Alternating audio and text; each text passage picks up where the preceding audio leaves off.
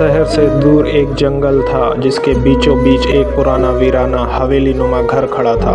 उस घर के बारे में गांव वालों का कहना था कि वहां कुछ अनहोनी घट चुकी है। कोई उस इलाके में शाम के बाद नहीं जाता था। कहते हैं रात होते ही वहां से अजीब आवाज़ें आती थी, कभी किसी के रोने की, कभी चीखने की। इस कहानी की शुरुआत होती है आरव से, जो एक पत्रकार था और रहस्यमय घटनाओं की खोज में लगा रहता था। उसे इस घर के बारे में पता चला तो वह उत्साहित हो उठा। उसने ठान लिया कि वह इस रहस्य से पर्दा उठाकर रहेगा। कैमरा लेकर वह जंगल की ओर निकल पड़ा। शाम ढलते ही वह उस घर के पास पहुंचा। हवेली टूटी फूटी दिख रही थी, जैसे अतीत को सहेजे हुए खड़ी थी। अंदर कदम रखते ही ठंडी हवा के झोंके ने उसका स्वागत किया। हर कोना जैसे कोई कहानी कह रहा था। दीवारों पर खरोच के निशान, टूटी खिड़कियां और बीच हॉल में रखा एक पुराना पियानो जो समय समय पर खुद ही बज उठ रहा था।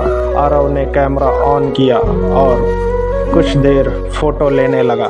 तभी उसे आवाज़ सुनाई दी, जैसे कोई बात कर रहा हो। वह धीरे धीरे कमरे की ओर बढ़ा। कमरे में का दरवाज़ा आधा खुला था। अंदर झांकते ही उसकी सांसें थम गईं। एक महिला सफ़ेद साड़ी में आईने के सामने खड़ी थी। उसका चेहरा नहीं था।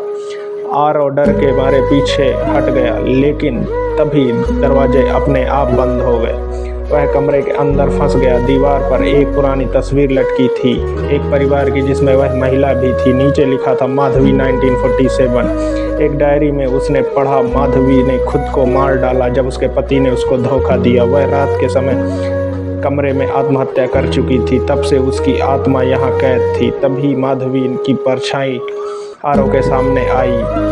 अब मुझे मुक्ति चाहिए, मुझे सच की ज़रूरत है। आरव समझ गया कि माधवी को न्याय चाहिए। उसने गांव लौटकर सारी सच्चाई गांव वालों को बताई। कैसे उसके पति ने मानसिक रूप से उसे परेशान किया, कैसे उसकी मौत हुई। आरव ने अखबार में यह पूरी रिपोर्ट छापकर सबको बता दिया कि ये आत्महत्या नहीं थी।